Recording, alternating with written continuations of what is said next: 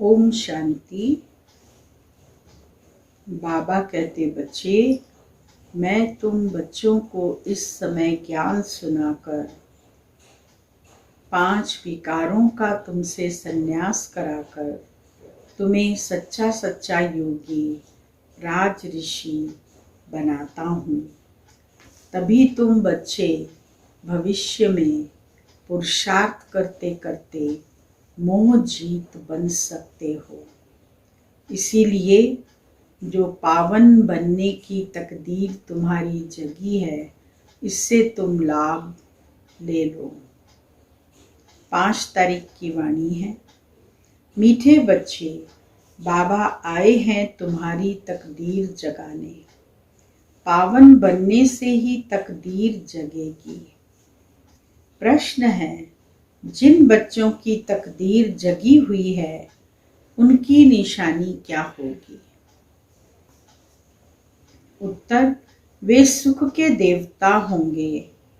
बेहद के बाप से सुख का वर्षा लेकर सबको सुख देंगे। कभी भी किसी को दुख नहीं दे सकते। वह है व्यास के बच्चे, सच्चे सच्चे सुखदेव। वह 5 विकारों का संन्यास कर सच्चे सच्चे राजयोगी राज ऋषि कहलाते हैं।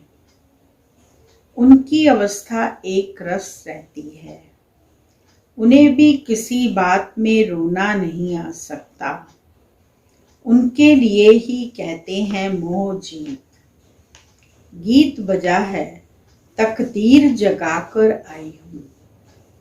ओम शांति। गीत की एक लाइन सुनकर के भी मीठे मीठे बच्चों के रोमांच खड़े हो जाने चाहिए।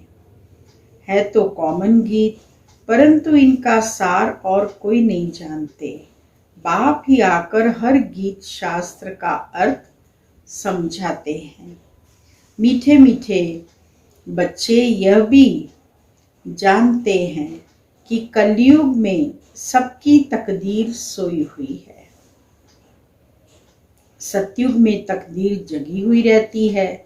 सोई हुई तकदीर को जगाने वाला और मत देने वाला अथवा तकदीर बनाने वाला एक ही बाप है।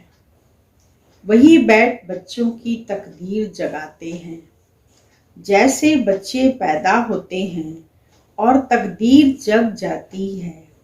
बच्चा जन्मा और उनको ये पता चल जाता है कि हम वारिस हैं। हूबहू यह बेहद की बात है। बच्चे जानते हैं कल्प कल्प हमारी तकदीर जगती है और सो जाती है। पावन बनते हैं तो तकदीर जगती है। पावन गृहस्थ आश्रम कहा जाता है। आश्रम अक्षर पवित्र होता है। पवित्र गृहस्थ आश्रम, उनके अगेंस्ट फिर है अपवित्र पतित धर्म। आश्रम नहीं कहेंगे, गृहस्थ धर्म तो सबका है ही, जानवरों का भी है। बच्चे तो सब पैदा करते हैं। जानवरों को भी कहेंगे गृहस्थ धर्म में हैं। अब बच्चे जानते हैं हम स्वर्ग में पवित्र गृहस्थ आश्रम में थे। देवी देवता थे, उन्हों की महिमा भी गाते हैं। सर्वगुण संपन्न, 16 कला संपूर्ण, संपूर्ण निर्विकारी। तुम खुद भी गाते थे। अभी समझते हो हम मनुष्य से 100 देवता फिर से बन रहे हैं। देवी देवताओं का धर्म है। फिर ब्रह्मा विष्णु शंकर को भी देवता कहते हैं। ब्रह्मा देवताय नमः, विष्णु देवताय नमः। शिव के लिए कहेंगे शिव परमात्माय नमः। तो फर्क हुआ ना। शिव और शंकर को एक कह नहीं सकते। पत्थर बुद्धि थे, अब पारस बुद्धि बन रहे हैं। देवताओं को भी पत्थर बुद्धि नहीं कहेंगे। फिर ड्रामा प्लान अनुसार रावण राज्य होने से उन्हों को भी सीढ़ी उतरनी है। पारस बुद्धि से पत्थर बुद्धि बनना है। सबसे बुद्धिमान बनाने वाला तो एक ही बाप है। तुमको पारस बुद्धि बनाते हैं, तुम यहाँ आते हो पारस बुद्धि बनने। पारसनाथ के भी मंदिर हैं, वहाँ मेला लगता है, परंतु वो किसको पता नहीं है पारसनाथ कौन है। वास्तव में पारस बनाने वाला तो बाप ही है। वह बुद्धिवानों की बुद्धि, यह है तुम बच्चों की बुद्धि के लिए खुराक। बुद्धि कितना पलटती है, जैसे गाया जाता है, see no evil, talk no evil, do no evil. अब बंदरों की तो बात नहीं, मनुष्य जैसे बंदर मिसल हो गए हैं। एप्स बनवानुस की मनुष्य से भेंट की जाती है। इसको कहा ही जाता है कांटों का जंगल। कितना एक दो को दुख देते रहते हैं। अभी तुम बच्चों की बुद्धि को खुराक मिल रही है। बेहद का बाप खुराक दे रहे हैं। यह पढ़ाई है, इसको ज्ञान अमृत भी कहते हैं। कोई जल आदि नहीं, आजकल सब चीजों को अमृत कह देते हैं। गंगा जल को भी अमृत कहते हैं। देवताओं के पैर धोकर पीते हैं, पानी रखते हैं, उनको भी अमृत की अंजलि समझते हैं। अंजलि जो लेते हैं उनको ऐसे नहीं कहेंगे कि यह पतितों को पावन बनाने वाला है। गंगा जल के लिए कहते हैं पतित पावनी है। कहते भी हैं मनुष्य मरे तो गंगा जल मुख में हो। दिखाते हैं अर्जुन ने बाण मारा, फिर अमृत जल पिलाया। तुम बच्चों ने कोई बाण आदि नहीं चलाए हैं। एक गांव है जहां बाणों से लड़ाई करते हैं। वहां के राजा को ईश्वर का अवतार कहते हैं। बाप कहते हैं यह सब भक्ति मार्ग के गुरु हैं। सच्चा सच्चा सतगुरु एक ही है। सर्व का सद्गति दाता एक है, जो सबको साथ ले जाते हैं। बाप के सिवाय वापस कोई ले नहीं जा सकता। ब्रह्म में लीन हो जाने की बात नहीं, यह नाटक बना हुआ है। जो चक्र अनादि फिरता ही रहता है। वर्ल्ड की हिस्ट्री ज्योग्राफी कैसे रिपीट होती है, यह अभी तुम जानते हो। मनुष्य अर्थात आत्माएं अपने बाप रचता को भी नहीं जानती। जिसको याद भी करते हैं ओ गॉड फादर। हद के बाप को कभी गॉड फादर नहीं कहेंगे। गॉड फादर अक्षर बहुत अदब से कहते हैं। उनके लिए ही कहते हैं कि वह पतित पावन, दुख हरता सुख करता है। एक तरफ कहते हैं वह दुख हरता सुख करता है, और फिर कोई दुख होता है, वह बच्चा आदि मर जाता है, तो फिर कह देते ईश्वर ही सुख दुख देता है। ईश्वर ने हमारा बच्चा ले लिया। यह क्या किया? ईश्वर को फिर गालियां देते हैं। कहते भी हैं ईश्वर ने बच्चा दिया है, फिर अगर उसने वापस ले लिया तो तुम रोते क्यों हो? ईश्वर के पास गया ना। सतयुग में कब कोई रोते नहीं है। बाबा समझाते हैं रोने की तो कोई दरकार नहीं। आत्मा को अपने हिसाब किताब अनुसार जाकर पाठ बजाना है। ज्ञान न होने के कारण मनुष्य कितना रोते हैं, जैसे पागल हो जाते हैं। यहाँ तो बाप समझाते हैं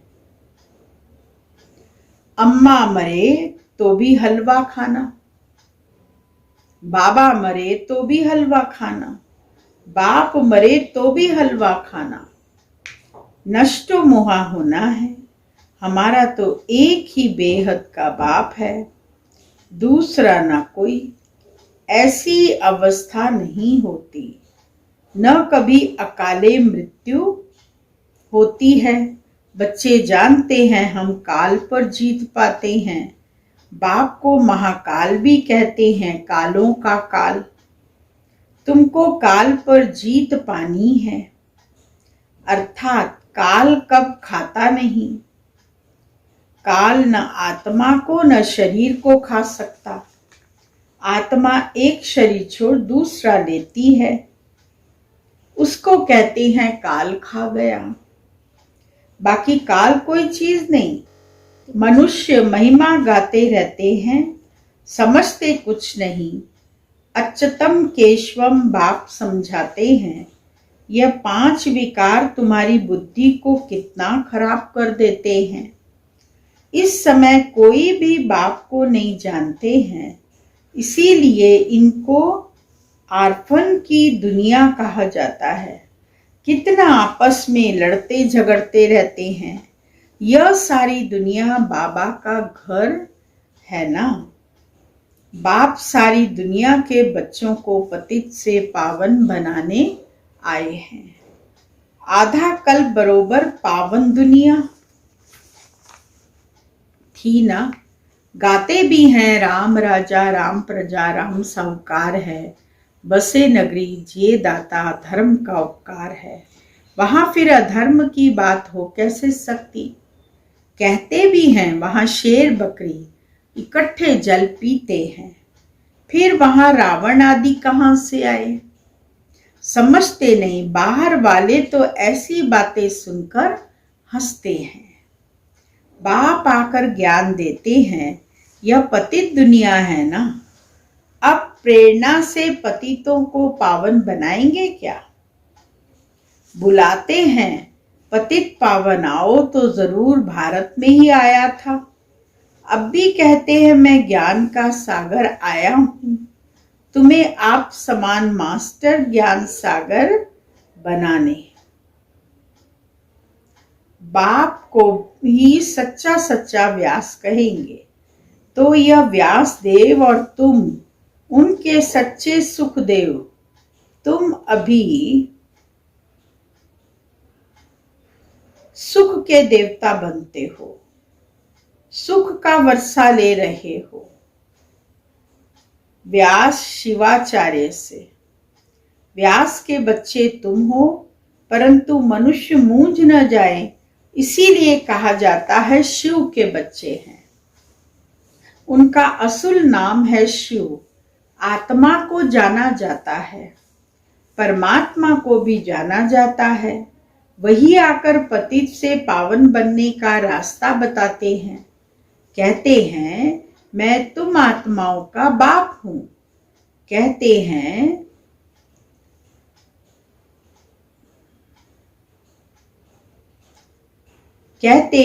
मैं तुम आत्माओं का बाप हूं। कहते हैं अंगुष्ठे मिशल है, इतना बड़ा तो यहाँ ठहर भी न सके, वह तो बहुत सूक्ष्म है। डॉक्टर लोग भी माथा मारते हैं आत्मा को देखने के लिए, परंतु देख नहीं सकते। आत्मा को रियलाइज किया जाता है। बाप पूछते हैं अब तुमने आत्मा को रियलाइज किया। इतनी छोटी सी आत्मा में अविनाशी पार्ट बंधा हुआ है, जैसे एक रिकॉर्ड है। पहले तुम देह अभिमानी थे, अभी देही अभिमानी बने हो। तुम जानते हो हमारी आत्मा 84 जन्म कैसे लेती रहती है। उनका एंड नहीं होता। कोई कोई पूछते हैं यह ड्रामा कब से शुरू हुआ, परंतु यह तो अनादि है। यह अभी विनाश नहीं होता। इनको कहा जाता है बना बनाया अविनाशी वर्ल्ड ड्रामा। वर्ल्ड को भी तुम जानते हो। जैसे अनपढ़ बच्चों को पढ़ाई दी जाती है, ऐसे बाप तुम बच्चों को पढ़ा रहे हैं। आत्मा ही शरीर द्वारा पढ़ती है। यह है पत्थर बुद्धि के लिए फूड। बुद्धि को समझ मिलती है तुम बच्चों के लिए ही बाबा ने चित्र बनवाए हैं। बहुत सहज है। त्रिमूर्ति ब्रह्मा विष्णु शंकर। अब ब्रह्मा को त्रिमूर्ति क्यों कहते हैं? देव देव महादेव एक दो के ऊपर रहते हैं, अर्थ कुछ भी नहीं जानते। अब ब्रह्मा कैसे हो सकता, जबकि ब्रह्मा को प्रजापिता कहा जाता है, तो सूक्ष्म वतन में वह देवता कैसे हो सकता? प्रजापिता ब्रह्मा तो यहां होना चाहिए। यह बातें कोई भी शास्त्र में है नहीं। बाप कहते हैं मैं इस शरीर में प्रवेश कर इन द्वारा तुमको समझाता हूं, इनको अपना रथ बनाता हूं। इनके बहुत जन्मों के अंत में मैं आता हूं। यह भी 5 विकारों का संन्यास करते हैं। संन्यास करने वाले को योगी ऋषि कहा जाता है। अभी तुम राज ऋषि हो, तुम प्रतिज्ञा करते हो। वह सन्यासी लोग तो घर बार छोड़ चले जाते हैं। यहां तो स्त्री पुरुष इकट्ठे रहते हैं। कहते हम विकार में कभी नहीं जाएंगे। मूल बात है ही विकार की। तुम जानते हो शिव बाबा रचयिता है। वह नई रचना रचते हैं। वह बीज रूप सच्चित आनंद का सागर, ज्ञान का सागर है। स्थापना पालना विनाश कैसे करते हैं यह बाप ही जानते हैं। इन बातों को मनुष्य तो जानते नहीं। तुम बच्चे अभी इन सब बातों को जानते हो, इसीलिए सबको समझा सकते हो। अच्छा, मीठे मीठे सिखिलदे बच्चों प्रति माता पिता बाप दादा का याद प्यार और गुड मॉर्निंग। रूहानी बाप की रूहानी बच्चों को नमस्ते और रूहानी बच्चों की रूहानी बाबा को याद प्यार गुड मॉर्निंग नमस्ते। मुख्य सार है, पहला पॉइंट, हर एक आत्मा का हिसाब किताब अपना अपना है। इसीलिए कोई शरीर छोड़ते हैं तो रोना नहीं है, पूरा नष्ट मोहा बनना है। बुद्धि में रहे हमारा तो एक बेहद का बाप, दूसरा ना कोई। दूसरी पॉइंट है 5 विकार जो बुद्धि को खराब करते हैं उनका त्याग करना है। सुख का देवता बन सबको सुख देना है, किसी को दुख नहीं देना। वरदान है रहम की दृष्टि द्वारा घृणा दृष्टि को समाप्त करने वाले नॉलेजफुल भाव। जो बच्चे 1-2 के संस्कारों को जानकर संस्कार परिवर्तन की लगन में रहते हैं, कभी वह नहीं सोचते कि यह तो है ही ऐसे। उन्हें कहेंगे नॉलेजफुल। वे स्वयं को देखते और निर्विघ्न रहते हैं। उनके संस्कार बाप के समान रहम दिल के होते हैं। रहम की दृष्टि घृणा दृष्टि को समाप्त कर देती है। ऐसे रहम दिल बच्चे कभी आपस में खिटखिट नहीं करते। वे सपूत बनकर सबूत देते हैं। स्लोगन है सदा परमात्म चिंतन करने वाले ही बेफिक्र बादशाह हैं। उन्हें किसी भी प्रकार की चिंता नहीं हो सकती। मातेश्वरी जी के अनमोल महावाक्य। मम्मा ने कहा अखंड ज्योति तत्व साइलेंस लॉज है और साकारी दुनिया प्लेग्राउंड है। आत्माओं का निवास स्थान है अखंड ज्योति महातत्व, जहां इस शरीर के पार्ट से मुक्त हैं, अर्थात दुख सुख से न्यारी अवस्था में हैं, जिसको साइलेंस लॉज भी कहते हैं। और आत्माओं का शरीर सहित पार्ट बजाने का स्थान वो कौन सा है? प्लेग्राउंड। यह साकार दुनिया है। तो मुख्य दो दुनिया हैं, एक है निराकारी दुनिया, दूसरी है साकारी दुनिया। दुनिया वाले तो सिर्फ कहने मात्र कहते हैं कि परमात्मा रचता पालना करता है, संहार करता है, खिलाता है, मारता है, जलवाता भी वही है, तो दुख सुख देने वाला भी वही है।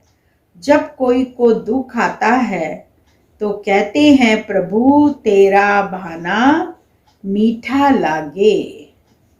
अब यह है यथार्थ ज्ञान। क्योंकि यह कोई परमात्मा का काम नहीं है।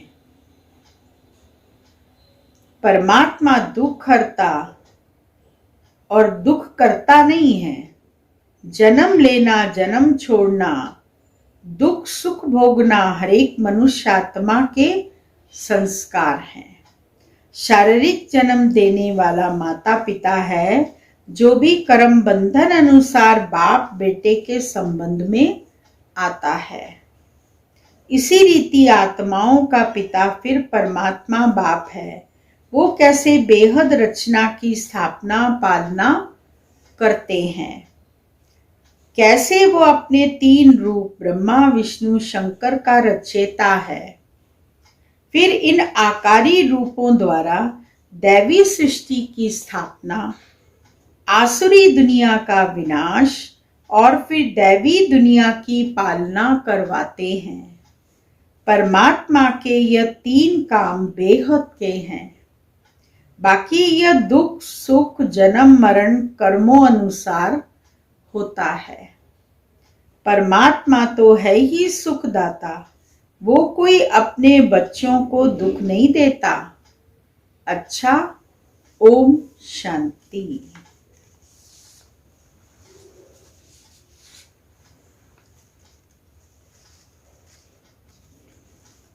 दादी जी की विशेषता है सदा यज्ञ स्नेही यज्ञ रक्षक।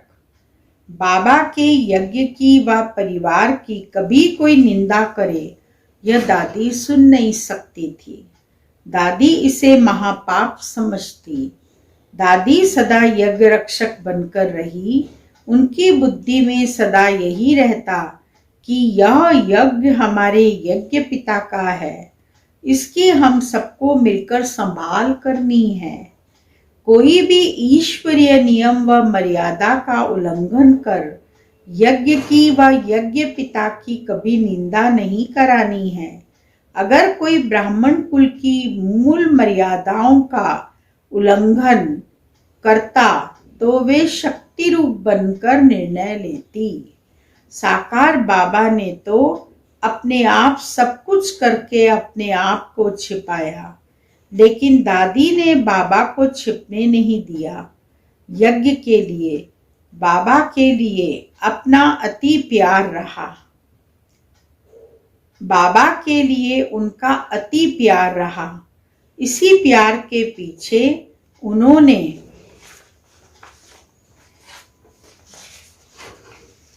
पूरे विश्व को कुर्बान करा दिया। इस महान यज्ञ की दादी ने दिल से संभाल की यज्ञ सेवा करने के लिए कितनी आत्माओं को लायक बनाया। शिव बाबा का झंडा सदा भरपूर रहे, यही उनका, शिव बाबा का भंडारा सदा भरपूर रहे, यही उनका लक्ष्य रहा। ओम शांति। अब अव्यक्त इशारे की पॉइंट है, अभी तीव्र पुरुषार्थ का यही लक्ष्य रखो कि मैं डबल लाइट फरिश्ता हूं। चलते फिरते फरिश्ता स्वरूप की अनुभूति को बढ़ाओ। अशरीरीपन का अभ्यास करो।